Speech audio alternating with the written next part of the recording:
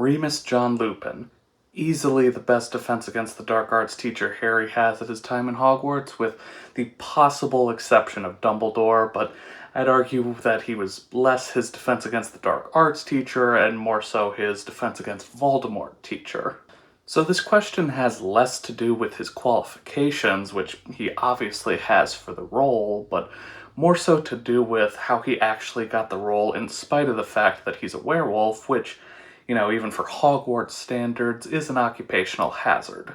But we all know that the real reason is because this is just another example of prejudice in the wizarding world, because, for most of the month, Lupin is no threat at all, and even for the few hours a month that he is, if he takes a wolfsbane potion, then he's in control and there is no threat to safety. So between Lupin's vast knowledge of defense against the dark arts and access to the potions master at his disposal, Dumbledore is clearly making the right choice in hiring him, and even then, this all just clearly outweighs the small risk of what James and Harry would call Lupin's furry little problem. What's up, Doc? But the more I've looked into the Ministry of Magic and the powers of the Minister, the more I've found myself wondering just how much control they could have of the curriculum that's set at Hogwarts and the professors that are appointed there. And of course, the most obvious examples of this come in Order of the Phoenix, as we learn that the Ministry has passed 28 educational decrees and written a draft for a 29th that would have allowed for the whipping of students that never actually gets passed, to Filch's dismay. Good old Mr. Screaming. But the first decree that we know about is the one that allows for the Ministry to appoint a teacher when the headmaster fails to do so, and that's the 22nd, combined with the 23rd that allows their appointee to have more powers over the headmaster, and, that's the plot of Order of the Phoenix. You know this, I know this, it's what forces Umbridge upon us. So the real questions are, what were the first 21 educational decrees, and when was the last one passed? The problem is, we don't really get an answer for either of these questions, and the closest that we get to one is from the Order of the Phoenix movie, but I wouldn't say it's as canonical as the books, because the scene in question is the montage where we're seeing all of the educational decrees that Umbridge has passed, and it's all played off as a joke for just how ridiculous they all are. And the reason why I say it's not as canonical as the book is, first, because in the movies there are at least 136 educational decrees, which is a whole lot more than the 29 that we know of in the books, and also because for some reason they changed some of the educational decrees for the movies, which, again, it was ones that, didn't really make sense, like how in the books, Educational Decree 24 disbands all student organizations, as they have to be approved by the Hogwarts High Inquisitor to exist, and then in the movies, it's about not playing music in the corridors, as I guess Umbridge is starting off as a Footloose villain in the movies, and then you get to, Decree 26, which in the books forbids teachers from talking to students about subjects that don't pertain to their classes, but then in the movies they changed it to boys and girls not being allowed to be within 6 inches of each other, and of course, there are more serious ones that take away the rights of the students, like how they have to submit to questioning, how their letters and packages are all going to get searched, and their books are going to be banned, but really the whole thing is played off as a joke with educational decrees like how boys and girls aren't allowed within 8 inches of each other. And no, I did not make a mistake there. There are 2 educational decrees in the movies about the distance that boys and girls have to be separated by, which is just hilarious, and I have to imagine, Fred or George was messing around with it, and that's why they had to add the extra 2 inches. Maybe that's how George and Angelina got together. But I bring all this up because there are 3 educational decrees before Decree 23 that we learn about in the movies, and Decree 23 is the same in both book and movie about the Hogwarts High Inquisitor, which, again, makes it feel like Decree 24 was all about making Umbridge a Footloose villain. Exactly like Footloose. The first of these decrees bans the use of spell check quills, which, again, is why I don't think it's as canonical as the books. I think they meant more so auto-answer quills or self-correcting ink, but of course I know I'm just nitpicking here, and the second of these decrees bans the possession of sweets from unauthorized suppliers, which almost kind of feels like a nod and a slap in the face because, like, hey, we're acknowledging that Fred and George have their skiving snack boxes, but we're not going to show them to you, though I will admit that I never want to see the puking pastilles in action. Who wants chowder? But it's the third of these decrees that I could most likely see being one of the 21 educational decrees we don't know about. It's educational decree number 12, which allows Hogwarts to be subject to informal scrutiny by an approved ministry member. Again, this isn't as canonical as it would be if it were in the books, but it does make sense because Hogwarts is the only British wizarding school, so the ministry is going to have an interest in making sure that Hogwarts is held to a certain standard. And it would make sense that this decree would be largely forgotten because Dumbledore's headmaster.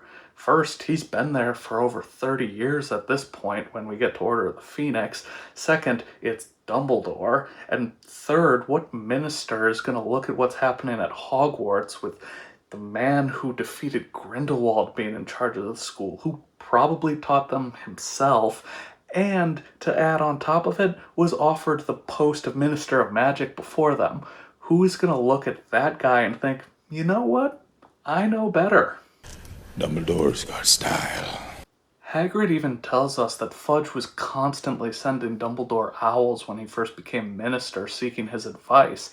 So, before Voldemort comes back, Fudge has no reason to question anything Dumbledore is doing at Hogwarts, and if he did, it would be bad for him politically.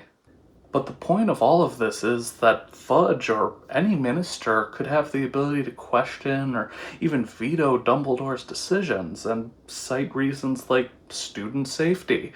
I mean, even the wording in Educational Decree 22 kind of implies this because it says if and only if the headmaster fails to appoint a professor to a role, then the ministry can appoint someone. And Fudge also implies that he has this power in Goblet of Fire when he's flailing for a reason for why Voldemort can't be back. "Now see here, Dumbledore," he said, waving a threatening finger. "I've given you free rein, always. I've had a lot of respect for you. I might not have agreed with some of your decisions, but I've kept quiet. There aren't many who'd have let you hire werewolves, or keep Hagrid, or decide what to teach your students without reference to the ministry, but if you're going to work against me..." Now, the one problem with this theory is that in Order of the Phoenix, Dumbledore is still able to appoint Firenze to be the divination teacher after Umbridge fires Trelawney, and it doesn't really make sense that Fudge would approve any of his hires, but I think there are two reasons why it makes sense that he allows Firenze to teach divination, and the first is that most people don't really care about divination. He could just see it as a battle not worth fighting, and the second is that Fudge views everything through a political lens, so he doesn't see Firenze as a legitimate candidate to teach. He only sees him as a spiteful response to Umbridge firing one of Dumbledore's teachers, and then Fudge can go around and tell the public, see, Dumbledore isn't taking this seriously. He's not taking your students' education seriously. He is only trying to be spiteful, and he's against the control that we as the ministry want to have, and we want to control these half-breeds too, and Dumbledore is just trying to instill anarchy, and God, I cannot believe I said that sentence out loud. It felt terrible to say, which probably means that it's what Fudge and Umbridge were actually thinking. So if we've established that Fudge has the ability to veto Dumbledore's hires, then that means that he approved the hires of Quirrell, Lockhart, Lupin, and Moody. And in Moody's case, that was probably the easiest one that he could veto for the sake of student safety. Sonny! Now, I can't think of any reason why he wouldn't approve of Quirrell being hired, and I have no evidence for this, but I imagine he loves Lockhart, it just feels right, but we do know that he has prejudices against giants and werewolves, so why doesn't he step in and stop Dumbledore from hiring Lupin?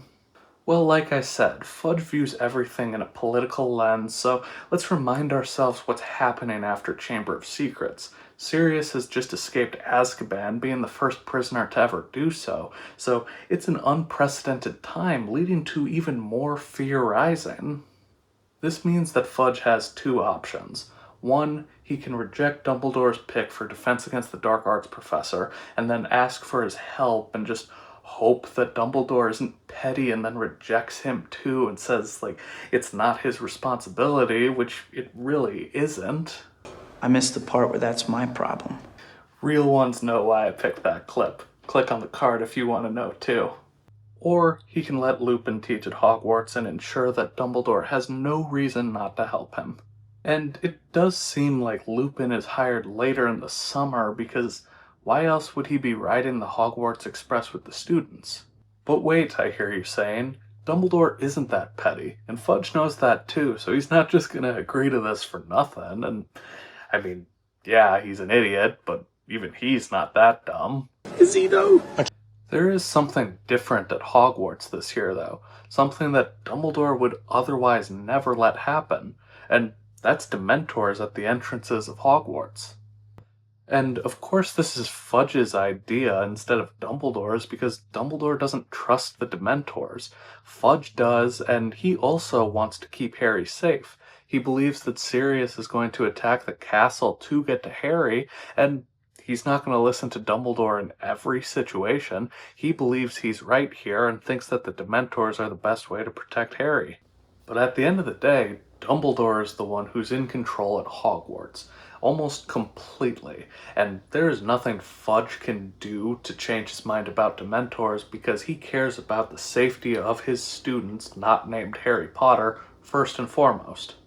So Fudge and Dumbledore are at an impasse, and the only way they can get past it is if they compromise and sacrifice on other parts of their beliefs.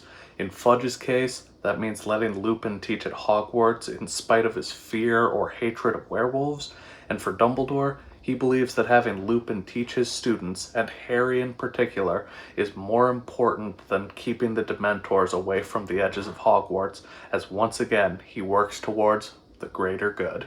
Shut it!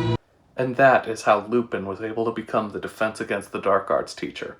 But now I want to shift the question to you. Do you think Scrimgeour would have tried to stop Dumbledore from appointing Snape in Half-Blood Prince? I mean, obviously he wouldn't, because that's why Fudge lost his job, and he's not an idiot. He's not going to make the same mistake, but, in a more normal time, would he have tried to stop him from appointing Snape because he's a former Death Eater and he never seems that trusting? Just a fun little thought experiment there if you want to let me know down in the comments what you think of that. If you want to know why I used that Spider-Man clip, you can hit this video right here and learn how Dumbledore and Spider-Man are actually the same character. Or if you want to know what would have happened if Barty Crouch Jr. had survived, you can click on this video up here, but that's all I got for you today. So if you enjoyed, please drop a like, subscribe if you want more like this, and I'll see you next time on STV.